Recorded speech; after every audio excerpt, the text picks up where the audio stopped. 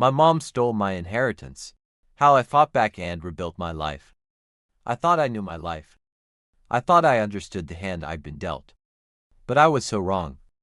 A lifetime of quiet suffering exploded in a single, earth-shattering moment, revealing a betrayal so deep it threatened to consume me.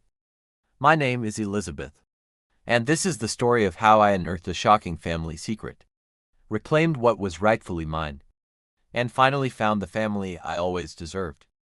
I never knew my father. He was gone before I could form a real memory. A hazy figure in old photos and a single, grainy video of him cradling me as an infant. He left behind a void, but also a legacy I was completely unaware of. Growing up with my mom was a constant struggle. She was like a moth to a flame, forever chasing the next fleeting romance, leaving me spinning in the chaotic whirlwind of her life. Boyfriends came and went with dizzying speed, each one a brief, unsettling presence in our small apartment. The only stable force in my young life was my grandmother. She was my anchor, my sanctuary. Whenever Mom's life devolved into its inevitable mess, Grandma would arrive like a beacon, whisking me away to her peaceful home. "Come on, Elizabeth," she'd say, her voice a balm to my frayed nerves. "Let's go make some cookies." Her house was a different world, a haven of quiet afternoons, the scent of baking, and the gentle rhythm of shared stories. No raised voices, no slammed doors, just the comforting presence of a woman who truly cared. I often wondered about my father's parents. Mom claimed they'd severed ties after his death, disapproving of her choices. But I always sensed a deeper, darker secret lurking beneath the surface. Mom wasn't exactly a reliable source of information. School became my refuge. I poured myself into my studies, driven by a desire to learn, but also by a desperate need to escape the turmoil at home. Mom was largely absent from my education, leaving me to navigate the challenges of adolescence on my own. By the time I was 10, I was essentially raising myself, cooking meals, doing laundry, and deciphering complex homework problems, all while Mom remained preoccupied with her tumultuous love life. Everything shifted when I turned 12. Mom announced she was getting married to a man named Frank, convinced she'd finally found her happily ever after. "This is it, Lizzie," she gushed, her eyes shining with misplaced hope. "We're finally going to be a real family." But Frank had other, far more sinister plans. From the moment he moved in, he made it clear I was an unwelcome intruder, a living, breathing reminder of a past he wanted to erase. "Listen up, kid," he'd sneer, his eyes cold and calculating. "I don't want to see or hear you unless it's absolutely necessary. You stay in your room and keep out of our way. Got it?" Life under Frank's oppressive rule was a far cry from anything resembling a family. Our home transformed into a prison, with Frank as the cruel warden. Every breath I took felt scrutinized, every move judged. He expected absolute obedience, demanding I earn my keep through endless chores and perfect grades. Clinging to the ancient Nokia my grandmother had given me, I dared to voice a simple desire.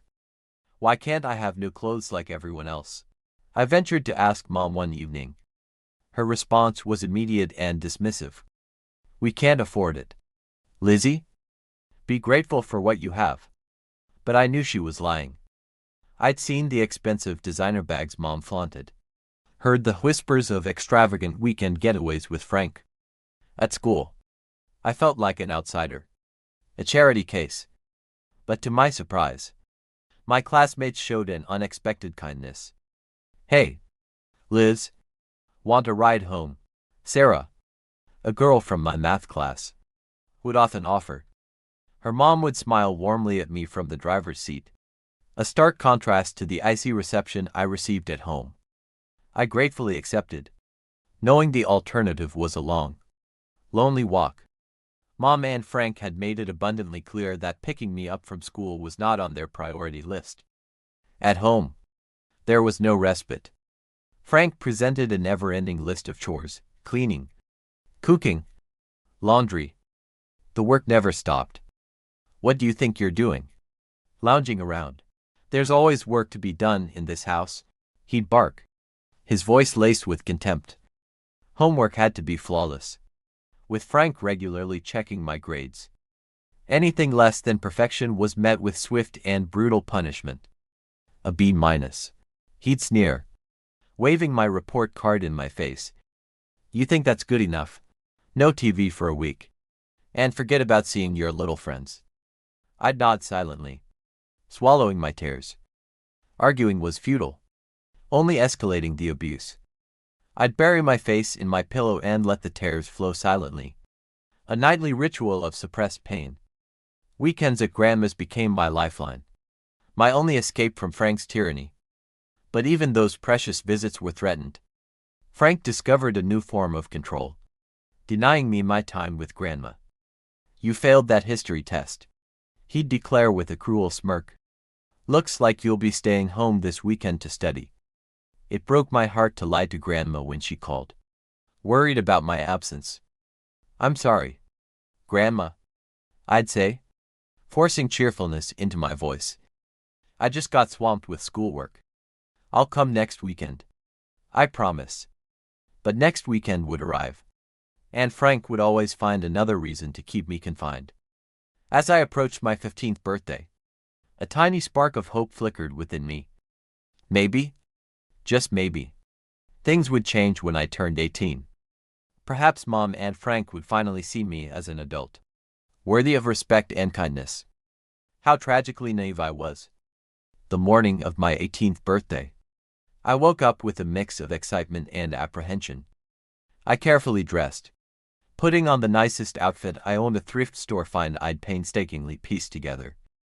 Taking a deep breath, I stepped out of my room, half expecting balloons or a happy birthday banner. Instead, I was met with Mom's cold, dead stare. I have news, she said, her voice devoid of warmth. I'm pregnant. We'll need your room for the baby.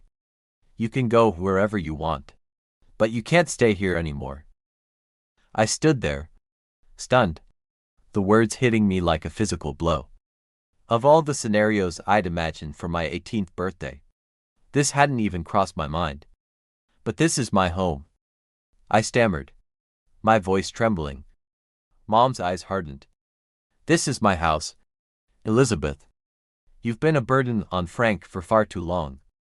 I need a calm environment for my pregnancy. And frankly, you stress him out. I couldn't believe what I was hearing. A burden? A source of stress? Was that all I was to them? Where am I supposed to go? I asked, fighting back tears. Her indifference was like a knife to my heart. Go live with your grandmother. Get a job. I don't have money for college, so you're on your own there. But I expect you to come back daily to clean the house while Frank's at work. With that, she thrust a hastily packed bag into my hands, containing the sum total of everything she thought I was worth. I stood on the porch, my meager possessions at my feet. On my 18th birthday, instead of celebration, I'd been discarded like yesterday's trash. Before I could even knock, the door swung open. Elizabeth, happy birthday. My dear, Grandma exclaimed, pulling me into a warm embrace. Her smile quickly shifted to concern. What's wrong? Sweetheart, I broke down, sobbing into her shoulder as I recounted the morning's events. Grandma listened intently, her eyes hardening with each word. That woman, she muttered, shaking her head. I can't believe she'd do this to her own daughter. Then, squeezing my shoulders gently, she said, You always have a home with me, Elizabeth. Always. She ushered me inside, where I was greeted by the mouth-watering aroma of freshly baked cookies, my favorite chocolate chip. Of course. I was hoping you'd stop by today, Grandma said with a wistful smile. Come on. Let's get some food in you. As I sat at the kitchen table, surrounded by all my favorite treats, I felt a knot in my chest begin to loosen. Grandma bustled around, pouring me a glass of milk and piling a plate high with cookies. mini sandwiches, and fruit. Now, she said, settling into the chair opposite me. We're not going to let your mother's foolishness ruin your special day. Why don't you call up some of your friends? We'll have a little party right here in the backyard.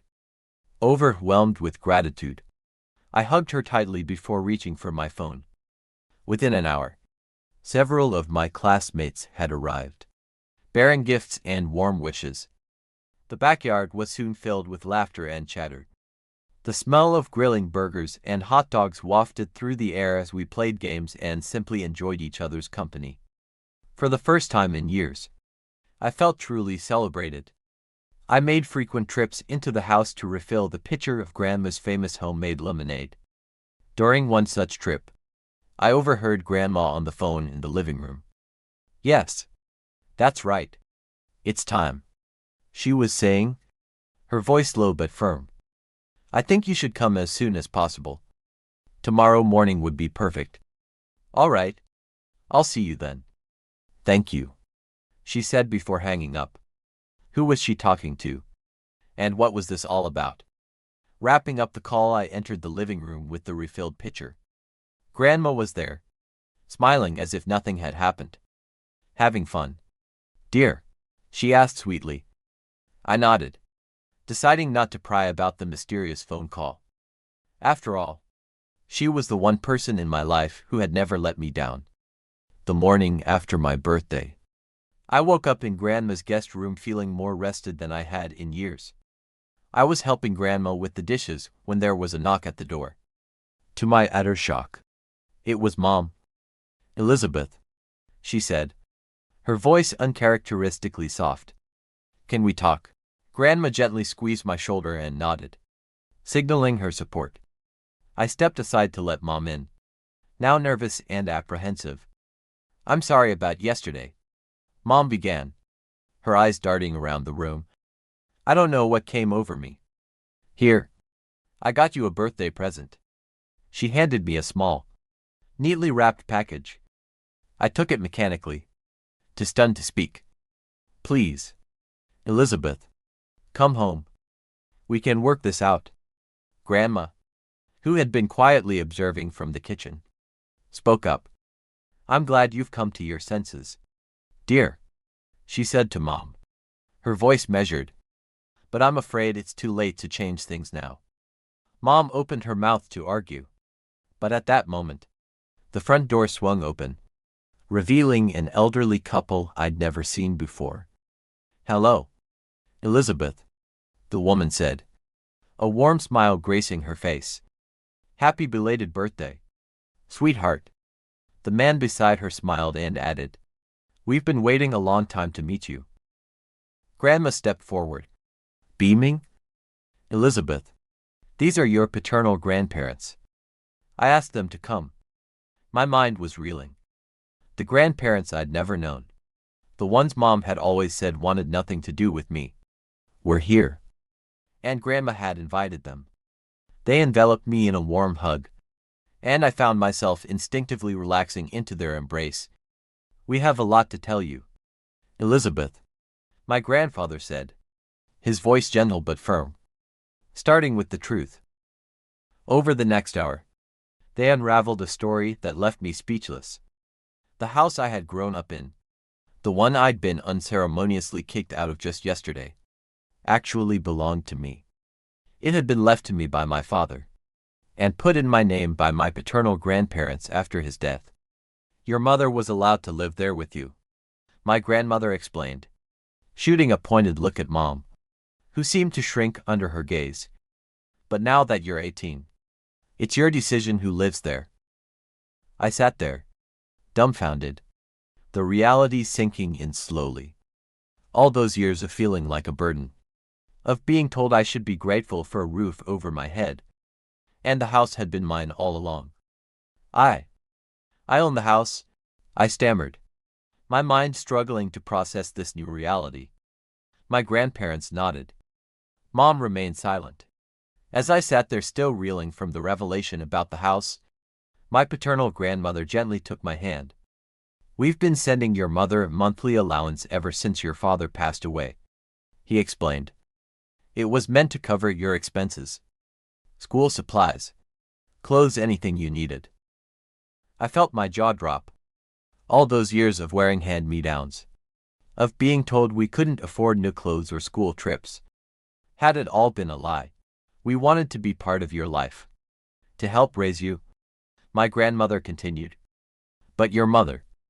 She trailed off, glancing at Mom, who was standing in the corner of the room with a look of guilt. She was against it. My grandfather nodded. His eyes filled with a mixture of sadness and resolve. We didn't want to cause any trouble, he added. So we kept in touch through your grandmother here. She's been sending us photos and updates about you all these years. Grandma nodded, squeezing my shoulder supportively. And that's not all, my grandmother said, her voice unwavering. We've been saving for your college education. We gave the money to your mother to set aside for you. I felt like I'd been punched in the gut. College money. I managed to croak above a whisper. You told me there was no money for college. You told me I was on my own. The room fell silent. All eyes on my mother. She opened and closed her mouth several times.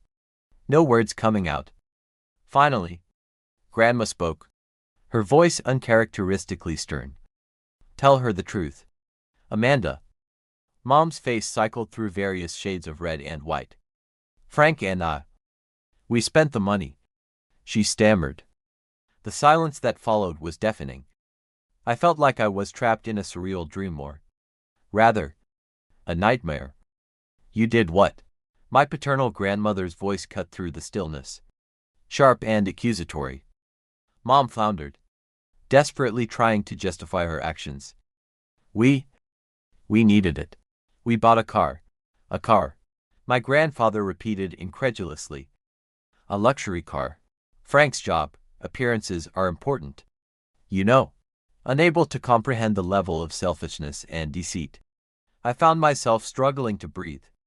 All those years of scrimping and saving, the room fell into a stunned silence.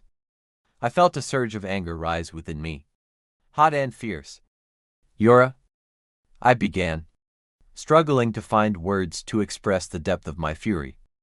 You kicked me out of my own house after robbing me blind for years. Mom held up her hands defensively. No. Number. Elizabeth. You've misunderstood everything. I was going to surprise you for your birthday. I was going to tell you about the house and the money. I couldn't help it. I let out a bitter laugh. Oh. You surprised me. All right, I said, my voice dripping with sarcasm. Kicking me out on my 18th birthday was quite the surprise. Congratulations, Mom. Mission accomplished. My paternal grandfather stepped forward, his face grim. Amanda, he said, addressing my mother with a tone of cold authority. You need to return the money for Elizabeth's education immediately. Mom's face contorted with anger. I'm not giving anything back. Do you have any idea how hard it's been raising her on my own? That money is compensation for everything I've done. I couldn't believe what I was hearing.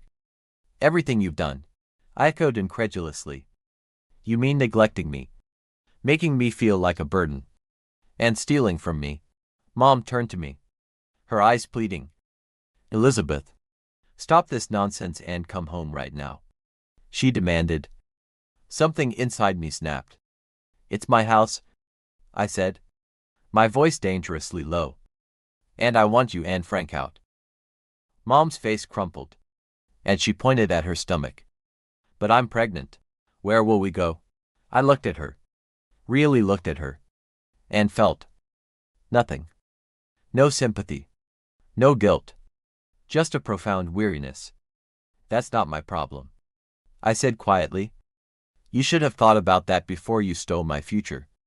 Grandma stepped forward and put her arm around my shoulders, lending the strength I thought I'd never had. I think it's time for you to leave. Amanda, she said firmly. You've done enough damage. My paternal grandparents exchanged a look. We'll be pursuing legal action to recover the stolen funds, my grandfather declared, his voice unwavering. I watched as my mother's face cycled through shock, anger, and fear. For the first time, I saw her for what she truly was, a selfish, manipulative woman who had never truly cared for me. As I settled into college life, I found myself thriving, free from the constant stress and negativity of my old life. I discovered a passion for learning and a confidence I never knew I possessed. I made new friends, joined clubs, and even started volunteering at a local youth center, hoping to help other kids who might be in situations similar to what I had experienced. Throughout it all, I maintained close contact with both sets of grandparents. Weekend visits home became something I looked forward to, filled with love, laughter, and the warmth of true family. I heard through the grapevine that they'd moved to another state. Mom had given birth to a baby girl. Part of me felt a twinge of sympathy for my half-sister. But the anger and resentment I once felt were gone, replaced by a sense of peace and closure. I finally understood that I couldn't change the past, but I could control my future. And I was determined to build a future filled with love, happiness, and success. So, after hearing my story, I need your honest opinion. Do you think I handled the situation correctly? Was I too harsh on my mom? Or did she deserve everything that happened? What would you have done in my place? I'm really curious to hear your thoughts and perspectives. Please, let me know what you think.